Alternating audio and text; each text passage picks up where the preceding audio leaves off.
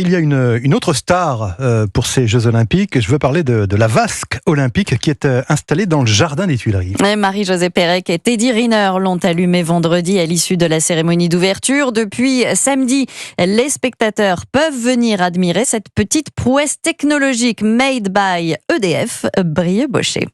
Ils sont nombreux à immortaliser le moment. À 2 pas du Palais du Louvre, la vasque olympique attire les curieux et séduit. Marine et Valentin sont unanimes. Magnifique, c'est unique, c'est extraordinaire. C'est du jamais vu, je pense qu'on a fait très fort. Et donc ça, on peut en être fier. On verra ça qu'une fois dans notre vie. Et même si la flamme semble bien réelle, Fanch, lui, ne s'est pas fait avoir. C'est du faux.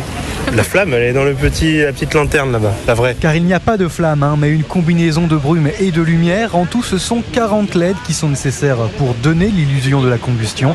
Et quand la vasque s'élève, un câble de 60 mètres de long achemine l'eau et l'électricité. Une prouesse technologique jamais vue de la part d'EDF. Et les spectateurs sont conquis. Impressionnant, novateur, on ne s'attendait pas à ça. Technologiquement parlant, je ne sais pas si c'est compliqué, mais en tout cas, ça fait son effet. Et la flamme restera accessible pendant toute la durée des Jeux Olympiques, mais comme pour la Tour Eiffel, certains souhaiteraient même la voir rester après les Jeux. Brieux-Bochet pour Europe 1 pour voir la vasque olympique au sein même des Tuileries la journée avant qu'elle ne s'élève dans le ciel. C'est trop tard, tous les billets ont été distribués, mais la vasque est visible depuis la place du Carrousel du Louvre. D'autres billets pourraient être proposés prochainement.